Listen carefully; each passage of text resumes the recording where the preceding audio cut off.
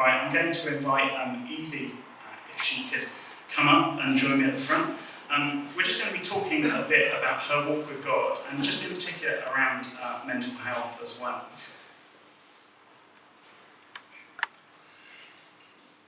No, not quite. Hello. There we go.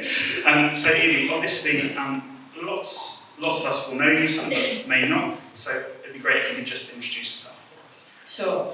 Just to start, I'm feeling really nervous, so please forgive me if I, stumble or whatever. I'm Evee. I came to Southampton 6.5 years ago. I studied music in Sheffield.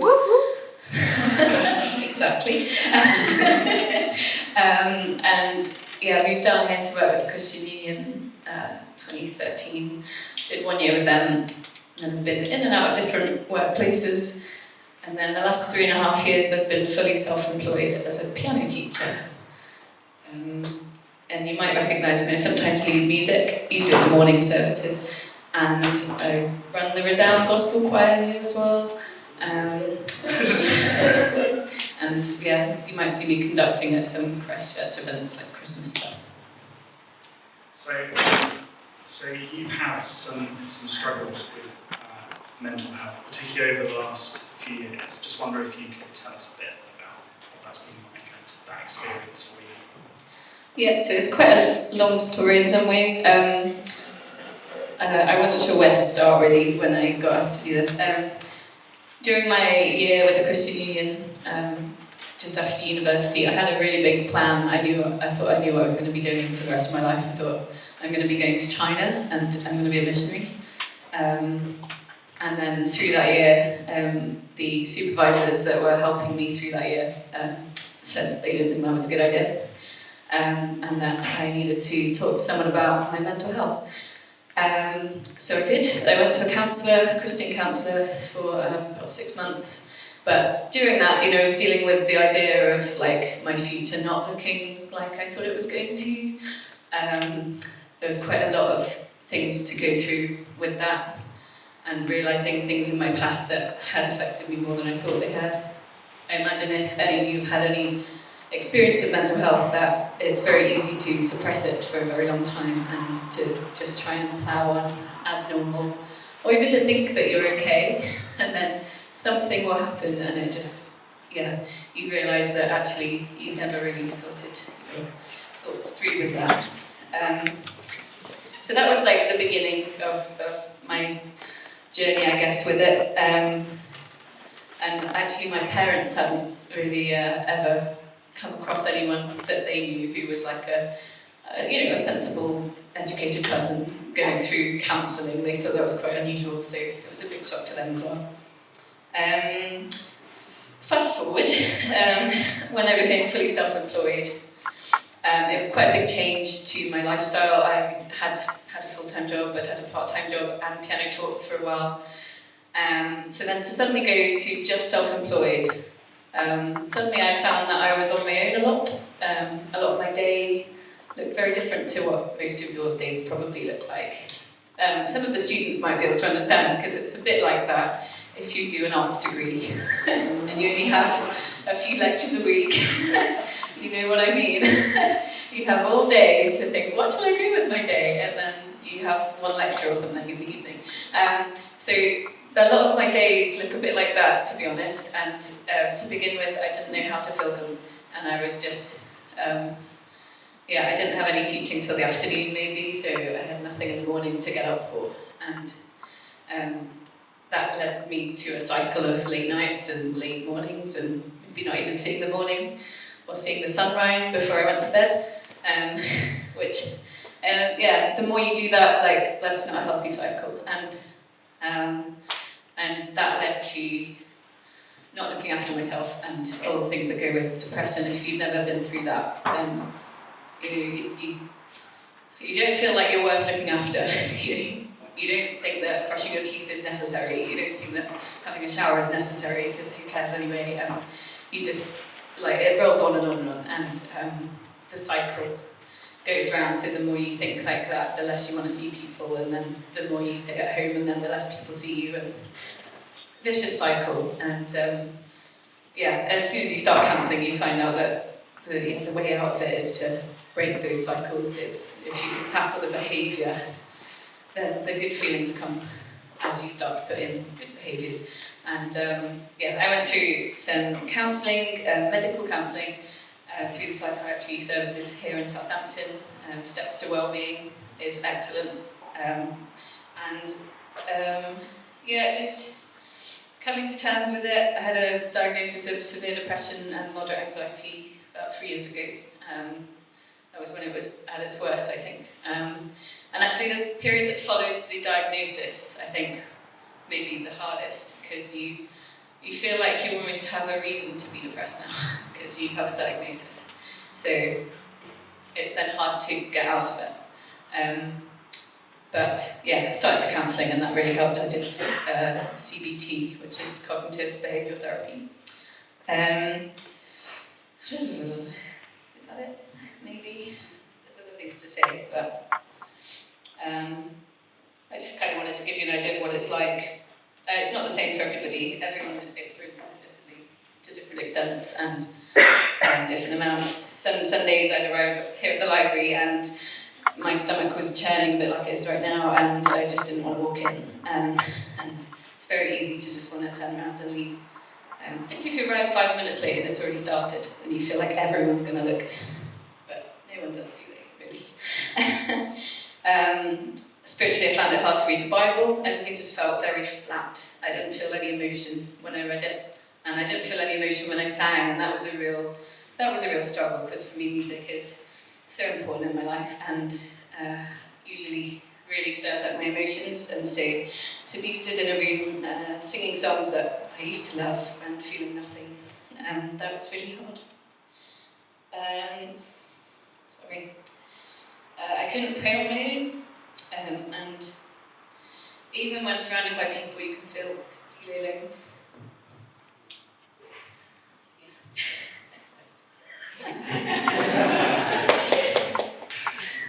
So obviously those have been some real struggles over a while.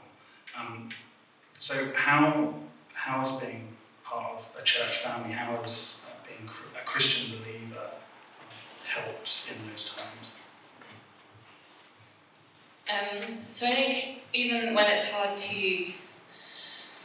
for the truth to impact your emotions, you need to continue to be taught them. And the truths of the Bible don't change, even when your emotions are up and down. And so for me it was being reminded that I'm made by God perfectly and wonderfully, even when I didn't feel that. And that I was loved, not because of my actions, but because I was made by God. That's it. Nothing else. That I'm forgiven, not because of my good behaviour, but because of Jesus' sacrifice for me. That's something that happened in the past, it can't change. And I think when in a world where our worth is so often determined by what we do, how much we earn, how tidy we keep our house, it's so helpful to be reminded of truths that don't change, and never will. For me, church family were a huge help. So I met with an older lady every 2 weeks, and it was just so helpful to chat and pray, to have someone that I knew wanted to hear how I was doing, and genuinely wanted to hear how I was doing. And also to discuss, because I was going to counselling, to discuss that through with a Christian is really helpful. I think these days counselling can vary so much, but you do hear a lot of believe in yourself and you'll be fine, and that's not true. Don't believe that. Believe in Jesus. That's the message. I also kept meeting with my accountability partner, so she was a great help through that as well. And I kept going to my Connect group, even when I just felt like I didn't want to be there, I just went anyway. And actually the week when I got my diagnosis, that very week, the Lord had worked in almost every member of our Connect group that week with some sort of pretty awful thing. We had cancer diagnosis, we had infertility, we had there was just so many things. It all came at once, and everyone suddenly shared something that felt awful, and it was like, oh, it's not just me, like almost the whole room was crying, and we just suddenly, that week, after that week, everyone was so much more open. We felt like we could really share genuine needs, not just, oh, it'd be nice if I could pray a bit more or be a bit more holy. So it was just a really transformative week in our Connect group, basically. So I'm really grateful for them. And again, from there, it felt like I was able to share properly with them. Oh yeah, practical things. Friends came and stayed overnight, sometimes at my house when my housemate was away. I just needed some company, and I think asking for little practical things like that to help me go to bed at a good time. So it can be practical and spiritual help. But all of that's just, being part of a church family really impacts that. So. I'm sure many of us might have not as much sort of idea of what you've experienced feels like, and some of us might really relate to that. Is there something that would be helpful advice, or I don't really know what actually, but something that would be helpful to say for those that are struggling at the moment, but also for those that might not understand actually how they can support others in that situation? Yeah, so I'll start with advice for if you're suffering. Don't suffer in silence. It's probably the thing that you hear the most from people whenever you hear something about mental health, is just talk about it. Once you share it, it has less power over you. And while sharing our struggles can make us vulnerable, Exhibit A, it's only by doing so that others can help. Some of my precious memories from that time are when people responded to my pleas for help. So one example of that, I posted a Facebook post when I was stranded in my house on a snow day, and I'd been in for 2 days, and I couldn't leave the house because the roads were icy. And I could hear the children playing on the road outside, and I just felt really lonely and really stranded, and I couldn't get to any of my close church family. But then, one of the church mums saw my post and then invited me around the next day to come and build a snowman with the kids. But one of the things, the funny thing is that I remember this as like, oh, she answered my plea for help and I went and had a lovely day with the kids. She remembers it as, she actually wrote like, it's not all glossy. We have like, the kids get cold and teary and they get fed up of the snow and they don't want to be inside all day. And it was just interesting seeing her view of it. And then for me, that was just such a special day of church family, and just quite a normal thing as well. Share with your Connect group, so whether that's Student Connect or your Midweek Connect. If that feels too scary, just share with a friend. One friend is a start. Find someone at church you trust.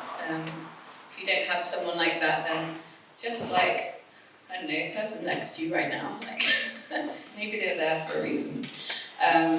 Just try and get to know someone and share with them, because you need it. Don't be ashamed to admit when you need company. We all are made for community. We're not made to be lone islands.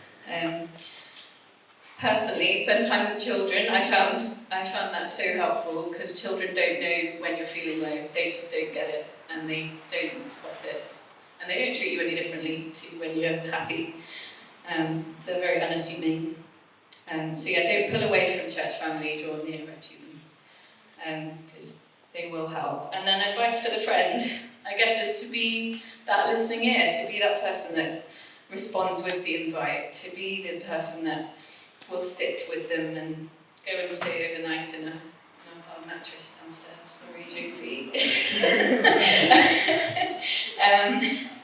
It's really hard to watch others go through this.